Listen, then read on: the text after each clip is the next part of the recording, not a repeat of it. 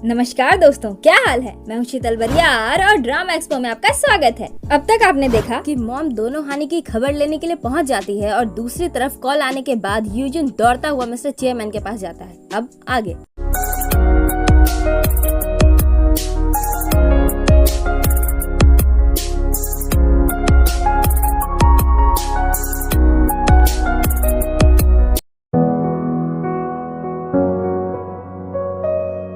Mom गुस्से में present हानि से पास्ट हानि के बारे में पूछने लगती है कि ये कौन है। उसके बाद पास्ट हानि को झंझोलते हुए उससे पूछने लगती है कि वो कौन है। पास्ट हानि घबराहट में बोल देती है, माँ दर्द हो रहा है। ये सुनकर मॉम का दिमाग खराब, वो शॉक से धम से जमीन पर गिर जाती है। तभी हायोंग भी वहाँ दौड़ते हुए आती है।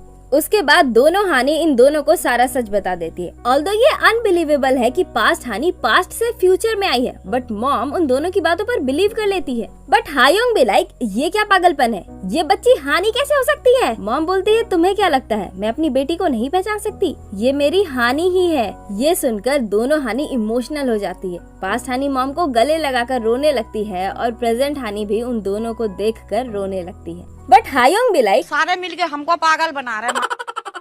उधर यूयुन टैक्सी में बैठा अपने डैड यानी कि मिस्टर चेयरमैन के पास जा रहा होता है। न्यूज में जोआ कन्फेक्शनरी के बेबी स्नैक्स में मिलावट करने वाली खबर ही चल रही होती है। फिर यूयुन और मिस्टर चेयरमैन के साथ वाला मोमेंट दिखाया जाता है।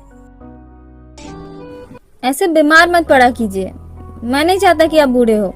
मिस्टर चेयरमैन मुस्कुरा कर बोलते हैं, तुम्हारी बातों से ही पता लग रहा है कि तुम अब कितने समझदार हो गए हो। अपना भोलूरा मिस्टर चेयरमैन के हाथ को पकड़ कर बोलता है, डैड अब मैं आपसे ज्यादा ताकतवर हूँ। मिस्टर चेयरमैन हंसते हुए बोलते हैं, तुम्हें इस बात का जरूर बहुत गर्व हो रहा होगा। यूयन बोलता है, बिल्कुल। तभी अचानक से अंधेरा छाने लगता है। मिस्टर चेयरमैन को अंधेरे के अलावा और कुछ नहीं दिख रहा था। वो यूयन यूयन करके उसे छूने की कोशिश करने लगते हैं जो वहाँ नहीं होता। फिर पता चलता है कि मिस्टर चेयरमैन तो सपने में है। वो हॉस्पिटल के बेड पर होते हैं और सपने में यूयुन को आवाज लगा रहे होते हैं। तभी कोई आकर उनका हाथ पकड़ लेता है। मिस्टर चेयरमैन को लगता है ये यूयुन है। वो उसे लाइट्स ऑफ करने को बोलते हैं क्योंकि उन्हें लग रहा था कि अंधेरा है। बट रियलिटी तो ये है कि मिस्टर चेयरमैन के आंखों की रोशनी जा चुकी है और जो उनका हाथ पकड़े हुए है वो डोयुन है। डोयुन बोलता है, चाचा ये मैं हूँ, आपको मैं नहीं दिख रहा। तब उन्हें रियलाइज होता है कि उनकी आंखों की रोशनी फाइनली जा चुकी है। उन्हें इस तरह से देखकर डोयुन इमोशनल हो जाता है। यूयन हॉस्पिटल पहुंचता है और दौड़ता हुआ मिस्टर चेयरमैन के पास आता है। उसके सामने वो दोनों एक्टिंग करने लगते हैं कि मिस्टर चेयरमैन को कुछ नहीं हुआ था, वो बस बेहोश हो गए थे शॉक की वजह से, क्योंकि मिस्टर चेयरमैन ने फिलहाल के लिए उनके अंधे होने वाली बात किसी को भी बताने से मना की थी। मिस्टर चेयरमैन यूयुन को जाने के लिए बोलते हैं ये एक्सक्यूज देकर कि वो कंपनी के कामों में बिजी है और डोयुन से कंपनी के सारे प्रोडक्ट डिटेल्स के बारे में पूछने लगते हैं। यूयुन परेशान तो था बट मिस्टर चेयरमैन ठीक है ये देखकर थोड़ा राहत की सांस लेता है और डोयुन को ब्रीफिंग खत्म करने के बाद मिलने का बोलकर चला जाता है। मिस्टर चेयरमैन डोयुन से बोलते हैं, यूयुन जरूर शॉक हो गया होगा, समय आने पर मैं उसे सच्चाई बता दूंगा, तब तक के लिए तुम संभाल लेना। भले ही अब वो बड़ा हो गया है पर अभी भी बहुत नाजुक है, उसे मेरे अंधेपन से समझौता करने में थोड़ा समय लगेगा। मेरा बच्चा, पहले तो उसे अपनी माँ को खोना पड़ा और अब मैं उसके मासूम से दिल में सुइयां चुभोने वाला हूँ। बाहर बैठा यूयुन डोयुन के रूम से बाहर आने का इंतजार कर रहा था। ये अभी भी बहुत परेशान है। जब डोयुन आकर उसके पास बैठता है तो वो उसे बोलता है, मैंने आते वक्त टैक्सी में हमारी कंपनी के द्वारा मिलावट वाली फेक न्यूज सुनी थी। डैड उसी की वजह से शॉक्ड हो गए थे क्या? डोयुन झूठ बोल देता है कि हाँ इसी वजह से। ये न्यूज हमारी कंपनी बिजनेस और रेपुटेशन को बहुत हानि कर सकती है, पर परेशान मत हो, हम लोग काम में लगे हुए हैं, जल्दी सब ठीक हो जाएगा। यूयुन बोलता है, डैड सच में ठीक है ना? डोयुन बोलता है, बिल्कुल, बस उन्हें थोड़ी सी रेस्ट की जरूरत है। फिर वहाँ से जाने लगता है। यूयुन बोलता है, बुआ जी यहाँ क्यों नहीं आई? मुझे तो लगा था कि वो सबसे पहले यहाँ आई होंगी।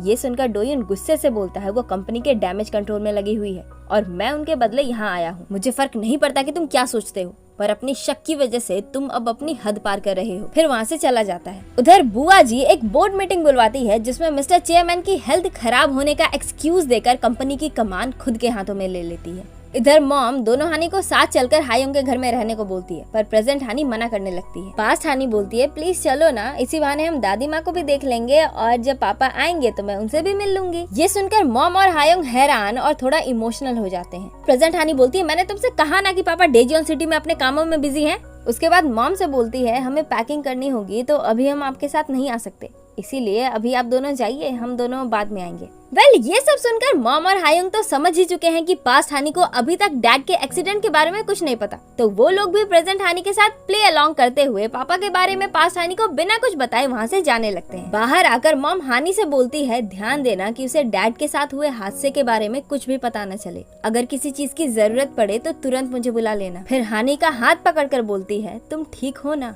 हानि बोलती है ये उतना भी बुरा नहीं है, कभी कभी तो मुझे ऐसा लगता है कि किसी ने उसे एक तोहफे के रूप में मेरे पास भेजा है। ये सुनकर मॉम खुश होकर बोलती है कि अब समझ में आया कि तुम में इतना बदलाव कैसे आया। फिर दोनों वहाँ से चले जाते हैं। उसके बाद सोते वक्त दोनों मॉम की ही बातें कर रहे होते हैं और उधर मॉम पुराने एल्बम देखकर खुश हो रही होती है। दूसरे दिन मिस किम के नए ड्रामे में अपने मस्सा मैन के रोल को लेकर उसका इंटरव्यू हो रहा होता है। इंटरव्यू के बाद जब मस्सा मैन का माइक उस पर से हटाया जा रहा था, तभी इंटरव्यूअर की नजर मस्सा मैन के मस्सा पर पड़ती है, जो देखकर वो थोड़ा डिस्टर्ब हो जाता है। पर ऐसा क्यों? ये आपको आगे के एपिसोड्स में पता चलेगा, तो फिलहाल के लिए आगे बढ़ते हैं। इंटरव्यूअर के जाने के बाद मस्सा मैन और जुगमन आपस में बातें कर रहे होते हैं कि तभी क्योंगशिक वहाँ आता है और बोलता है मस्सा मैन के लिए एक मोबाइल के एड का ऑफर आया है। अब अपने मस्सा मैन की पॉपुलैरिटी भी ट्रैक पर आने लगी है। उसके बाद वो एक कॉस्मेटिक शॉप पर जाकर स्किन केयर प्रोडक्ट्स के 2 सेट्स खरीदता है। आपको तो पता ही होगा कि किसके लिए है, राइट? इधर पास्ट हानि प्रेजेंट हानि को घूरे जा रही थी। प्रेजेंट हानि बोलती है क्या हुआ? पास्ट हानि बोलती है कितनी अजीब बात है, तुम इतने दिनों से छुट्टी ही मना रही हो, कहीं तुम्हें निकाल तो नहीं दिया क्या? प्रेजेंट हानि बोलती है हट पागल, ऐसा कुछ नहीं है, मैंने बस कुछ दिनों की छुट्टी ली है, जल्द ही मेरी छुट्टी खत्म हो जाएगी। फिर पास्ट हानि जुआ कॉन्टेस्ट के रिजल्ट के बारे में पूछती है। अब तो प्रेजेंट हानि फंसी, अब क्या बहाना बनाओगी? लेकिन तभी उसका रक्षक बनकर मस्सा मैन वहाँ टपक जाता है और प्रेजेंट हानि जवाब देने से बच जाती है। मस्सा मैन को देखकर पास्ट हानि भी लाइक ये फिर से यहाँ आ गया, पता नहीं कहाँ से उठकर आ जाते हैं। पर जैसे ही उसे ये पता चलता है कि मस्सा मैन उनके लिए महंगा और स्वादिष्ट खाना लाया है, शी भी लाइक अरे आप वहाँ क्यों खड़े हैं? अंदर आइए, बाहर बहुत ठंड है। तुम यहाँ क्यों खड़ी हो? हमारे अतिथि के लिए कुछ पीने का लाओ। और हाँ, याद रहे दूध से बनी कोई भी चीज मत लाना, इनका पेट खराब हो जाता है। अरे मोरी मैया, ये बंदी तो रंग बदलने में गिरगिट से भी ज्यादा फास्ट है। उसके बाद मस्सा मैन दोनों को वो स्किन केयर प्रोडक्ट देता है जो उनके लिए वो गिफ्ट के तौर पर लाया था और बोलता है ये छोटा सा तोहफा मेरी तरफ से, तुम्हारी बेटी ने मेरी बहुत मदद की है। फिर बोलता है चलो कहीं बाहर खाने चलते हैं। प्रेजेंट हानि बोलती है पर तुम जो खाना लेकर आए हो वो? मस्सा मैन बोलता है वो बाद में खा लेना, अभी के लिए तो हम बाहर जाकर भरपूर खाएंगे। ये सुनकर पास्ट हानि खुशी से उछलने लगती है और इसी दौरान प्रेजेंट हानि पास्ट हानि के पर्स वाला वो टेल्समैन यानी कि मंत्रों वाले कागज को चेक करने लगती है कि कहीं वो खोया तो नहीं। अभी तक तो प्रेजेंट हानि ने जैसे तैसे करके पास्ट हानि को घर से बाहर नहीं जाने दिया और घर के दरवाजे पर लगे टेल्समैन की वजह से उसे डबल प्रोटेक्शन मिली हुई थी, जिस वजह से वो घर में सेफ थी। पर अब क्या, बाहर जाकर तो इस पर खतरा बढ़ सकता है, पर करे भी तो क्या? मस्सा मैन इतने प्यार से इन्हें बाहर लेकर जाने के लिए आया है, अब उसे मना भी तो नहीं कर सकते, बेचारे का दिल टूट जाएगा। इसीलिए दोनों मस्सा मैन के साथ चले जाते हैं। रेस्टोरेंट में खाते खाते बातों ही बातों में मस्सा मैन पास्ट हानि से पूछता है कि तुम्हें कैसे पता कि मुझे सैलेड बन पसंद है? जिस चुनशिक को मैं जानती हूँ वो भले ही बेकार था, पर वो एक ऐसा इंसान था जो एक छोटे से सैलेड बन से भी बहुत खुश हो जाता था। अब भले ही तुम्हारे पास नाम है, शोहरत है, लेकिन तुम खुश नहीं लगते। प्रेजेंट हानि बोलती है मैंने बताया था। मस्सा मैन बोलता है नहीं, इसे देखकर ऐसा नहीं लग रहा था कि किसी ने इसे बताया होगा इसलिए इसने मुझसे वो सब कहा, बल्कि जिस कॉन्फिडेंस से इसने मुझसे वो सब कहा देखकर ऐसा लग रहा था कि इसने खुद वो सब देखा हो। कहीं ऐसा तो नहीं कि ये तुम्हारी बेटी नहीं बल्कि भूतकाल से आई तुम ही हो? ओ तेरी, मतलब इसे भी पता चल गया? Oh, no! काश मैं ऐसा कह पाती। हमारा मस्सा मैन जानकर भी नहीं जान पाया, क्योंकि दोनों हानि बात को घुमाकर माँ बेटी की एक्टिंग करने लगती है और हमारा मस्सा मैन फिर से उनके झांसे में आ जाता है। तभी किसी का कॉल आता है और प्रेजेंट हानि कॉल अटेंड करने के लिए बाहर चली जाती है। कॉलर यानी कि फोन करने वाले की बात सुनकर हानि खुशी से उछलने लगती है। उधर अपना भोलू राम अभी भी मिस्टर चेयरमैन और बुआ जी को लेकर परेशान और उदास होता है। तभी प्रेजेंट हानि का कॉल आता है। वो बोलती है अभी अभी ऑफिस से कॉल आया था, मिसअंडरस्टैंडिंग रिजॉल्व हो गई है, हम निर्दोष हैं। यूजन बोलता है हाँ मुझे भी कॉल आया था, मैंने कहा था ना सब ठीक हो जाएगा। चलो ठीक है फिर, अब कल मिलते हैं कंपनी में।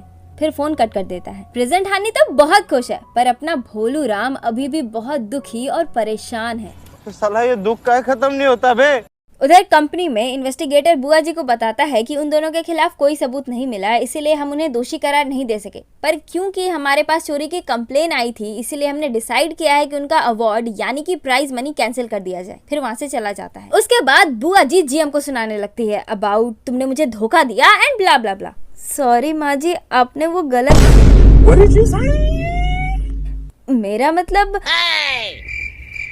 कुछ नहीं, माफ कीजिएगा।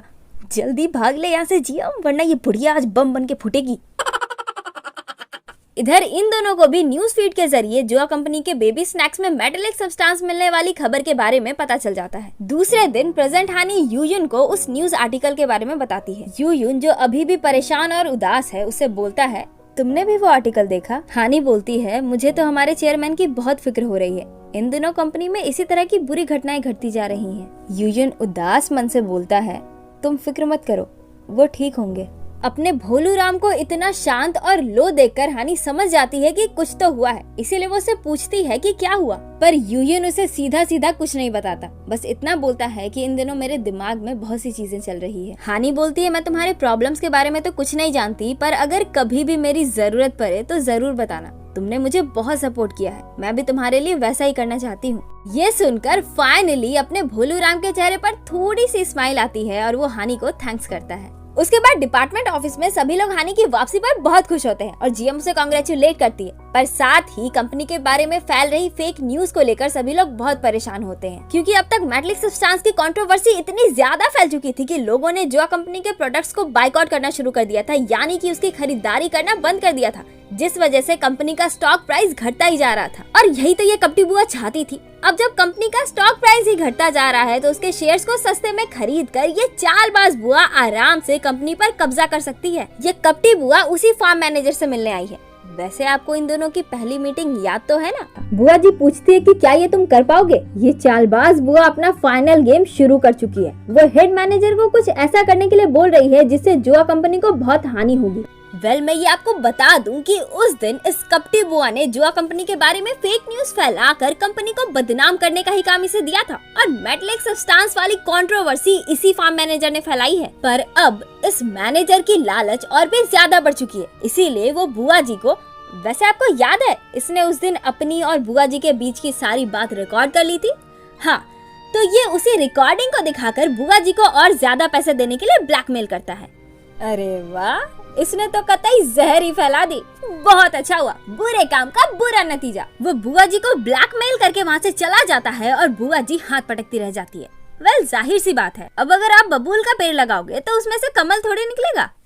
ये बड़ी अच्छी बात कही आप।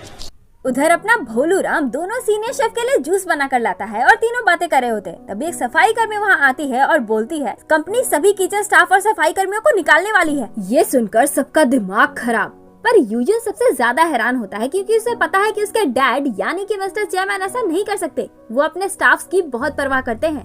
But let me tell you one thing my friend, share holder और सुपीरियर के अलावा अभी ये बात किसी को भी नहीं पता है कि बुआ जी ने मिस्टर चेयरमैन के एब्सेंस में तत्काल के लिए कंपनी का कमान अपने हाथों में ले लिया है, क्योंकि ये बात फिलहाल के लिए कॉन्फिडेंशियल रखी गई है।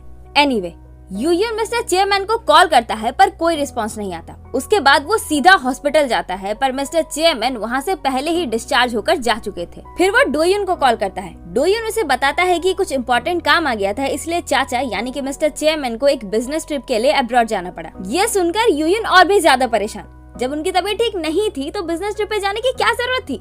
फिर शांत होकर बोलता है ठीक है, अगर उनसे बात हो तो उन्हें बोलना कि मुझे कॉल करें। डोयुन बोलता है ठीक है, फिर फोन कट कर देता है। फिर पता चलता है कि मिस्टर चेयरमैन कोई बिजनेस ट्रिप पे नहीं बल्कि यहीं कोरिया में उनके फार्म हाउस में जो टाउन से दूर है वहाँ रहने के लिए आए हैं, ताकि उन्हें यूयुन को फेस ना करना पड़े, क्योंकि वो अभी यूयुन को उनके अंधेपन के बारे में बताने के लिए तैयार नहीं है। इसीलिए उन्होंने ही डोयुन को अपने भोलू राम से झूठ बोलने को कहा कि वो एक बिजनेस ट्रिप पर गए हैं। इधर मॉम पास्थानी के लिए टेस्टी टेस्टी खाना बना कर लाई है, जो खाकर पास्थानी बहुत खुश हो जाती है। इतने दिनों बाद मॉम के हाथ का खाना खाकर पास्थानी खुशी से नाचने लगती है, जो देखकर मॉम की आंखों में खुशी के आंसू आ जाते हैं। 'Cause why not? इन्होंने इतने सालों बाद अपनी हानि का वही ब्राइट रेडिएंट और हंसता खेलता रूप देखा है जो प्रेजेंट हानि के पर्सनालिटी से खो चुका है। इधर कंपनी में सभी लोग बहुत ही ज्यादा परेशान हो रहे होते हैं क्योंकि अब तो लोगों ने जोआ कॉन्फेक्शनरी के बाकी दूसरे प्रोडक्ट्स को भी बाइकआउट करना शुरू कर दिया था। जोआ कॉन्फेक्शनरी के बारे में और भी दूसरे फेक और नेगेटिव न्यूज फैलना शुरू हो गए थे, जिससे कंपनी का स्टॉक प्राइस अब और भी ज्यादा घटता जा रहा था। और तो और कुछ ग्रुप्स ने सस्ते स्टॉक्स भी खरीदना शुरू कर दिया था, जो ऑब्वियसली उस कपटी बुआ के ही लोग होंगे।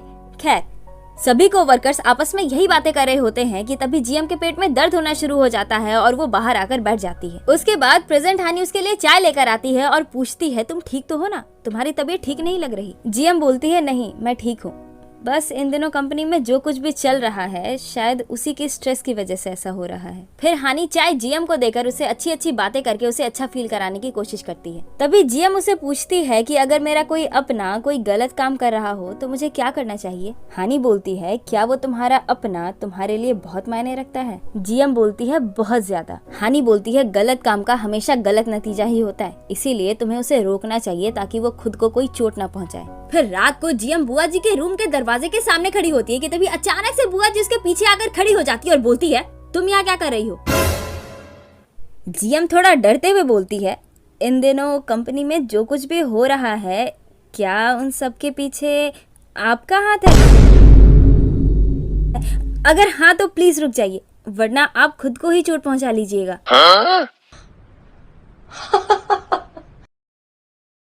अच्छा, हमको सिखा रिया है। नहीं, वो मैं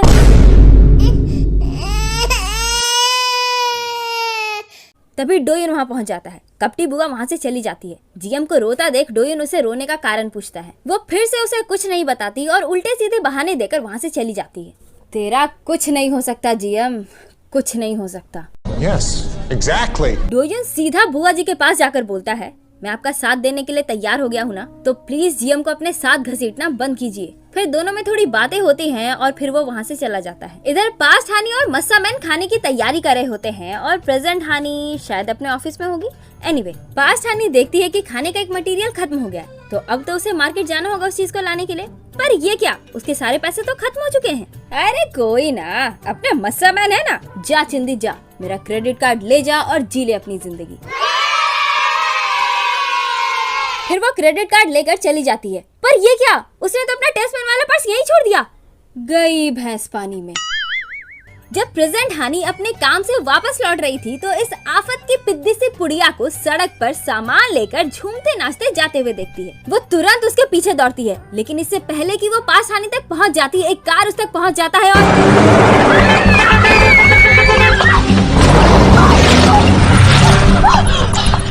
प्रेजेंट हानि पास्ट हानि को जोर का डांट लगाती है। फिर पास्ट हानि को खींचकर अपने साथ घर लेकर आती है और मस्सा मैन को बात करने के लिए बाहर बुलाती है। लगता है आज तो मस्सा मैन गयो। वो उसे उसका क्रेडिट कार्ड लौटाकर उसे पास्ट हानि से मिलने के लिए मना कर देती है और अगर पास्ट हानि उसे कॉल्स या मैसेज करे तो उसे भी इग्नोर करने को बोलती है। ये सुनकर मस्सा मैन भी लाइक, क्या हो गया, मुझसे कोई गलती हो गई? प्रेजेंट हानि बोलती है, नहीं यार ऐसा कुछ नहीं है, बस परिस्थितियाँ ही कुछ ऐसी है। तब तक पास्ट हानि भी वहाँ पहुँच जाती है और पूछने लगती है, कैसी परिस्थितियाँ? मुझे लगा ही था कि कुछ तो गड़बड़ है। मैं तुमसे झगड़ना नहीं चाहती थी इसलिए मैंने नहीं पूछा, पर मैं कोई कैदी तो नहीं हूँ ना जो तुम मुझे हमेशा घर के अंदर बंद रखना चाहती हो। और उसे सच्चाई बताने के लिए फोर्स करने लगती है। फिर बेबस होकर प्रेजेंट हानि मस्सा मैन को वहाँ से जाने के लिए बोलती है। उसके बाद मस्सा मैन फौरन वहाँ से चला जाता है। अब तो अपने मस्सा मैन को भी शक होने लगा है कि ये दोनों माँ बेटी तो नहीं है, कुछ तो गड़बड़ है। दया, पता लगाओ। नहीं। इधर सारी सच्चाई जानने के बाद पास्ट हानि का डर से हालत खराब। प्रेजेंट हानि उसे सांत्वना देने लगती है। अरे बेटा तुम चिंता ना करो, तुमरे वापस लौटने तक हम तुमको कुछ नहीं होने देंगे, इसीलिए डरने का कोनो जरूरत नहीं है। अजी घंटा, यहाँ बेचारी की फटी पड़ी है, मौत का साया इसके सर पर मंडरा रहा है और बेचारी डरे भी ना। बात तो सही है। दूसरे दिन अपना भोलू राम अपने मामू लोग, मामू कौन, अरे वही डेब्ट कलेक्टर्स जिन्होंने प्रेजेंट हानि की गलतफहमी की वजह से यूजिन को उठा लिया था। हाँ, तो मामू लोग की मदद से अपना भोलू राम उस कपटी बुआ के खबरी का एड्रेस पता कर लेता है और वहाँ पहुँच जाता है। और बस इतना ही नहीं, मामू लोग ने तो ये भी पता लगा लिया था कि बचपन में ही खबरी के माता पिता गुजर गए थे और अभी परिवार के नाम पर उसके पास सिर्फ उसकी दादी माँ है जो अक्सर बीमार रहती है। सो सैड यार, मतलब खबरी भी जानबूझकर बुआ जी का साथ नहीं दे रहा है, मजबूरी में दे रहा है। ताकि थोड़े एक्स्ट्रा पैसे आ सके और वो दादी माँ का अच्छे से ख्याल रख सके। It's so sweet. अपनी दादी से कितना प्यार करता है। वाह मामू लोग, तुमने तो बहुत अच्छी चीज पता लगाई, वरना खबरी के बारे में तो बहुत सी गलत फहमियाँ थी। मामू रॉक्स। एनीवे, एपिसोड पर चलते हैं। अपना भोलू राम खबरी के घर के बाहर जाकर दरवाजा खटखटाता है, पर अंदर से कोई भी रिस्पांस नहीं आता। फिर मजबूरन उसे चेक करने के लिए अंदर जाना पड़ता है। जब वो अंदर जाता है तो देखता है खबरी की दादी माँ दर्द से तड़प रही है। वो फौरन उन्हें हॉस्पिटल लेकर जाता है। हॉस्पिटल में दादी माँ की तबीयत स्टेबल होने के बाद वो सो रही होती है कि तभी उनके फोन पर खबरी का कॉल आता है। यूजिन उस फोन को रिसीव करता है और खबरी को सारी बात बताता है। उसके बाद शाम को अपना भोलू राम दादी माँ को टहलाते हुए उनके घर लेकर आता है, उनके लिए टेस्टी टेस्टी खाना बनाता है। तब तक खबरी भी दौड़ते हुए घर पहुंचता है। वो दादी माँ की तबीयत के बारे में सुनकर ऑलरेडी बहुत घबराया हुआ था, पर यूजिन को सामने देखकर उसके फटके 4। पर अपना भोलू राम उसे कुछ उल्टा सीधा सुनाने के बजाय उल्टा उसे अच्छे से ट्रीट करता है। वो उन्हें खाना सर्व करता है और पता है क्या, उसने दादी माँ को खबरी के घपले के बारे में कुछ नहीं बताया, बल्कि उसने खुद को उसका फ्रेंड बताया। और खाने के दौरान दादी से बहुत प्यारी प्यारी और अच्छी अच्छी बातें करी। उन्हें ऐसे ट्रीट किया जैसे कि वो भोलू राम की खुद की दादी हो। अब इतना कुछ देखने के बाद खबरी का इमोशनल होना तो बनता है ना, है ना? ओके।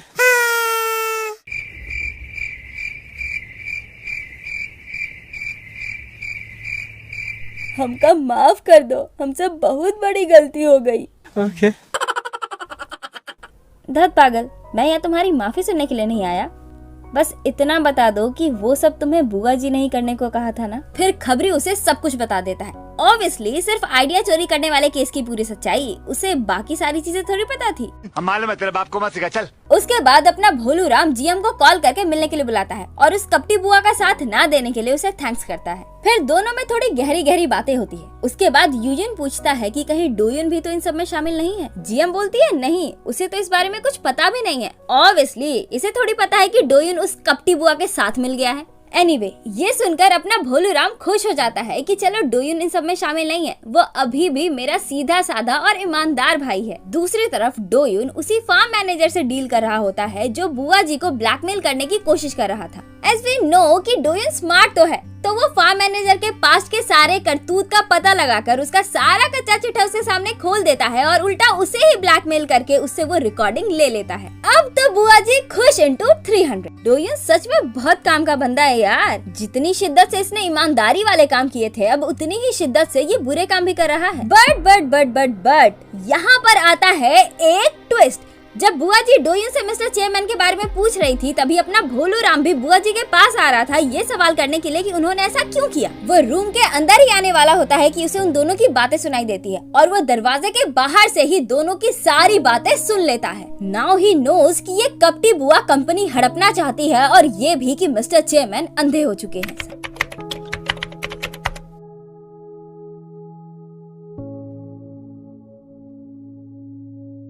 सारी चीजें सुनने के बाद यूजिन की तो मानो पैरों तले जमीन ही खिसक गई।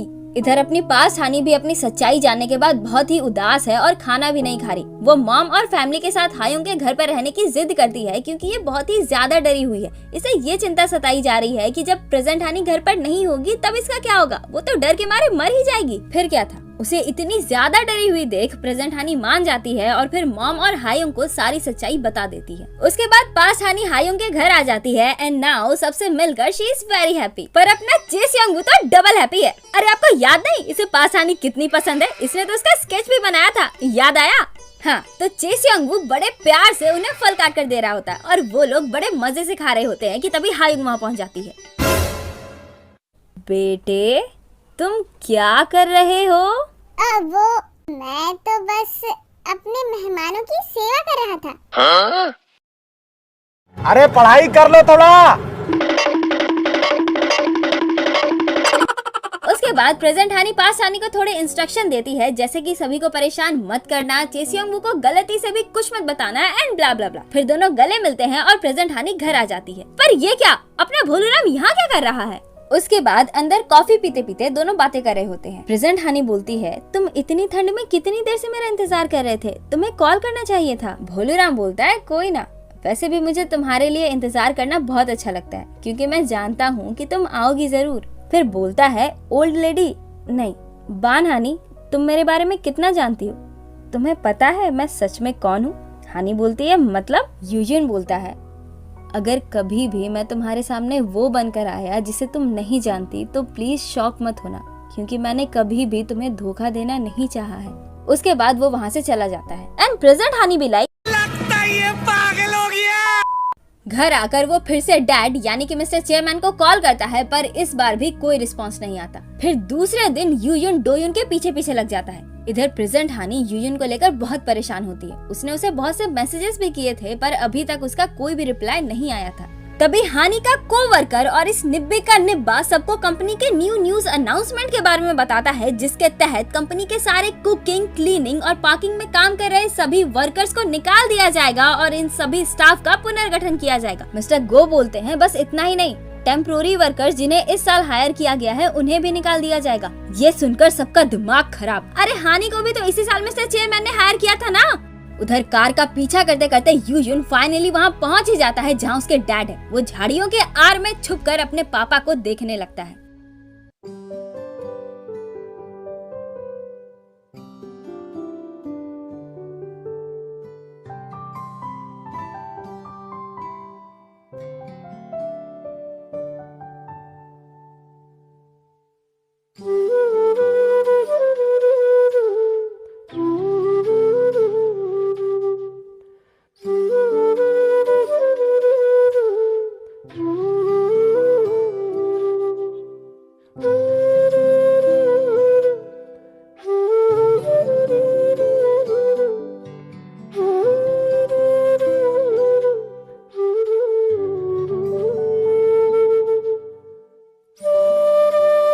और यहीं पर ये एपिसोड खत्म हो जाता है।